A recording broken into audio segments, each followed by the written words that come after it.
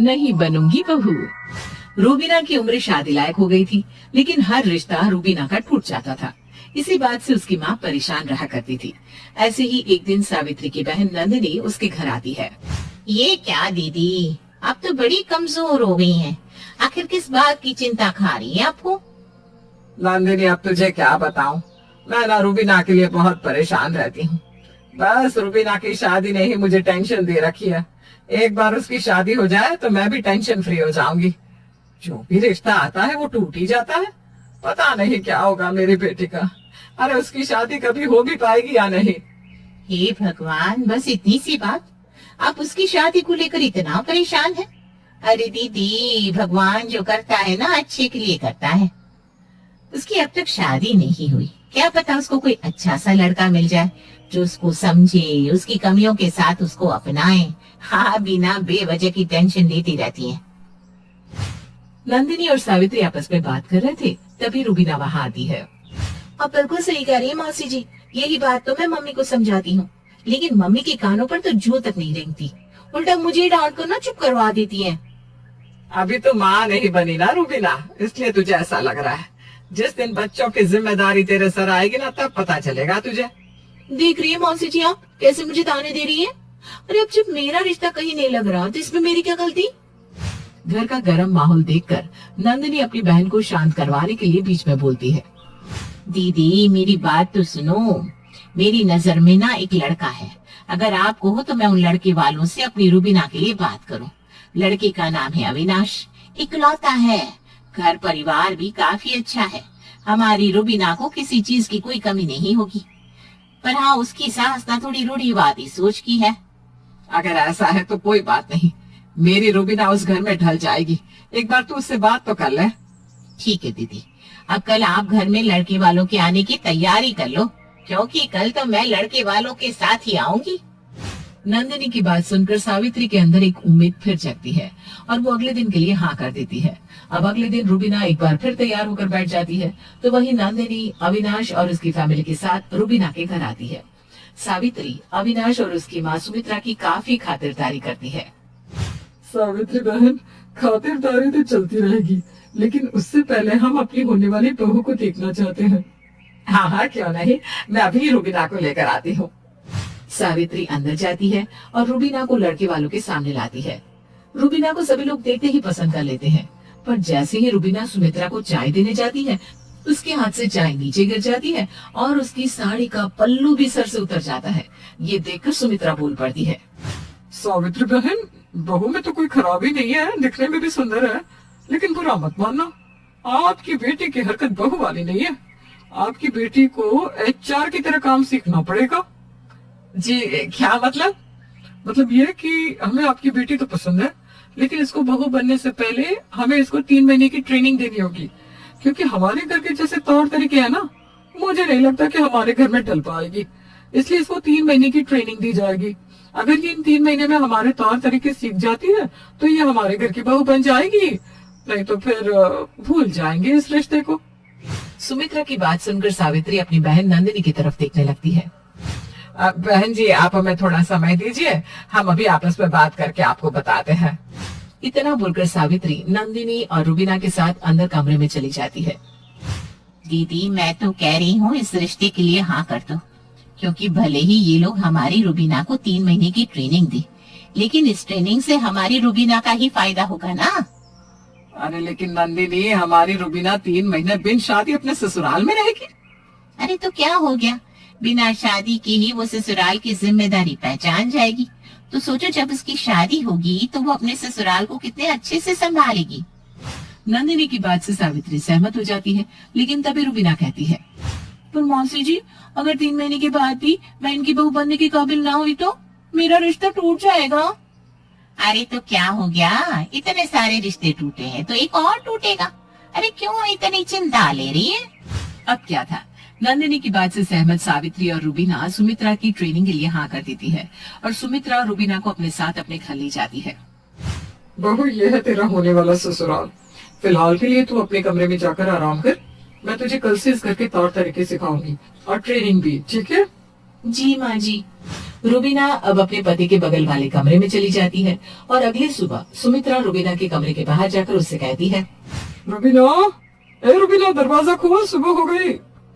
अपनी सास की आवाज सुनकर रुबीना अपने कमरे का दरवाजा खोलती है। रुबीना को अभी सोकर उठता देख सुमित्रा उसे बड़े ही प्यार से कहती है, रुबीना बहू, ये तेरा ससुराल है, घर नहीं है, इसलिए तुझे 5 बजे नहा धोकर रेडी होना है, क्योंकि 5:30 बजे मैं पूजा करती हूँ और उस पूजा में मैं चाहती हूँ कि तुम भी मेरे साथ हो, इसलिए जल्दी से अब जाकर नहा लो। आज पूजा मुझे थोड़ी लेट करनी पड़ेगी। जी माँ जी। रुबीना अपनी सास की बात सुनकर तुरंत नहा कर आ जाती है और सास के साथ सुबह की 6 बजे वाली पूजा करने लगती है। 1 घंटे बाद जब घर के सभी लोग उठते हैं तो सुमित्रा रुबीना से कहती है, रुबीना बहू, जाकर सभी के लिए चाय बना दो और साथ में ना ब्रेड भी सेक देना। लेकिन माँ जी, मुझे तो किचन का कुछ भी पता नहीं। एक बार आप मुझे बता देंगे कि किचन में कहाँ क्या रखा हुआ है तो मैं कर लूंगी। अरे हाँ, मैं तो भूल ही गई। चल ठीक है, तो किचन में चल, मैं आती हूँ। इस तरह सुमित्रा रुबीना को किचन का सब कुछ समझा कर आ जाती है। कुछ देर बाद रुबीना सभी के लिए ब्रेकफास्ट बनाती है। सभी ब्रेकफास्ट कर ही रहे थे, तभी सुमित्रा रुबीना की कमी निकालती हुए कहती है, अरे बहू, चाय में तूने चीनी बहुत ज्यादा डाल दी है। तुझे बता दूं, हमारे यहाँ चाय कम चीनी वाली पी जाती है। ठीक है माँ जी, मैं आगे से ध्यान रखूंगी। रुबीना और सुमित्रा बात कर रहे थे, तभी बीच में अविनाश बोलता है, अच्छा माँ, मेरा हो गया, मैं ऑफिस जा रहा हूँ। सुनिए ना, आप ऑफिस बिना टिफिन के जा रहे हैं? हाँ रुबीना, क्योंकि मैं बाहर का ही खा लेता हूँ, घर का नहीं ले जा पाता क्योंकि माँ बना नहीं पाती सुबह सुबह। पर अविनाश जी, मैंने तो आपके लिए लंच पैक कर दिया है। अब से ना आप सुबह लंच लेकर जाया करना, क्योंकि अगर आप बाहर का खाएंगे तो आप बीमार भी पड़ सकते हो। रुबीना की ये बात सुनकर अविनाश के चेहरे पर एक मुस्कान आ जाती है। वहीं रुबीना के ससुर जी भी खुश हो जाते हैं। रुबीना अब अविनाश का लंच लेकर आती है और उसको दे देती है। ऐसे ही पूरा दिन बीत जाता है और शाम को सुमित्रा की पड़ोसन सुमित्रा के घर किसी काम से आती है। तभी वहाँ रुबीना बिना पल्लू की चाय लेकर आती है। उसको बिना घूंघट के देखकर सुमित्रा कहती है, रुबीना बहू, ये हमारी पड़ोसन है और हमारे घर के तौर तरीके ये सिखाते हैं कि यदि आपके सामने कोई पराया आए तो आप उससे घूंघट करेंगे, इसीलिए आपसे जो भी तुम्हारे सामने आए उससे तुम घूंघट करोगी। सुमित्रा की ऐसी रूढ़िवादी सोच देखकर उसकी पड़ोसन भी घूर कर देखती है और बिना उससे बात किए वहाँ से चली जाती है। हालांकि ये बात रुबीना को भी थोड़ी अजीब लगती है, पर वो उस समय कुछ नहीं बोलती। तभी रुबीना के कानों तक उसके ससुर मोहित की आवाज आती है, अरे सुमित्रा, मेरी दवाइयाँ कहाँ रखी है? मेरा सर दर्द से फटा जा रहा है। जी आती हूँ। सुमित्रा मोहित के पास जाती है और उसकी दवाई देती है। दवाई खाने के बावजूद मोहित का सर दर्द ठीक नहीं होता, जिसके बाद रुबीना तेल लेकर अपने ससुर जी के पास जाती है और कहती है, पापा जी, कभी कभी ना दवाई नहीं बल्कि मसाज काम आती है। लाइए, मैं आपके सर की मसाज कर दूं। देखना 2 मिनट में आपके सर का दर्द गायब हो जाएगा। इस तरह रुबीना अपने ससुर के सर की मालिश करती है। ऐसे ही समय बीतता है और बीतते समय के साथ रुबीना घर में जल्दी उठकर अविनाश का लंच पैक करती, उसकी केयर करती, साथ ही अपने ससुर की भी देखभाल काफी अच्छे से करती। लेकिन अगर उससे कोई कमी रह जाती तो वो थी सुमित्रा के तौर तरीके की। रुबीना खुद को सुमित्रा के तौर तरीके में ढाल नहीं पा रही थी और वो अक्सर कोई ना कोई गलती कर ही जाती। देखते ही देखते पूरे 3 महीने निकल जाते हैं, लेकिन रुबीना सुमित्रा के तौर तरीके पर खरी नहीं उतर पाती, क्योंकि अब पूरे 3 महीने गुजर चुके थे। इसलिए सावित्री और नंदिनी सुमित्रा के घर आते हैं, जिसके बाद सुमित्रा अपना फैसला सुनाती है। पूरे 3 महीने गुजर चुके हैं। हालांकि रुबीना बहुत अच्छी लड़की है, लेकिन वो एक बहू के तौर तरीके नहीं सीख पाई, इसलिए मैं आपकी बेटी को रिजेक्ट करती हूँ। अब आप अपनी बेटी को यहाँ से ले जा सकती हैं। सुमित्रा ने रुबीना को रिजेक्ट कर दिया था, लेकिन इन 3 महीने में रुबीना ने कहीं ना कहीं सभी के दिल में अपनी एक जगह बना ली थी। लेकिन सुमित्रा ने तो उसे रिजेक्ट कर दिया था, इसलिए अब रुबीना वहाँ रुक नहीं सकती थी। सावित्री और नंदिनी रुबीना को लेकर जा रहे थे, तभी अविनाश अपनी माँ से कहता है, माँ, ये आप क्या कह रही हैं? मानता हूँ रुबीना आपके तौर तरीके पर खरी नहीं उतर पाई, लेकिन वो हम लोगों की कितनी केयर करती है।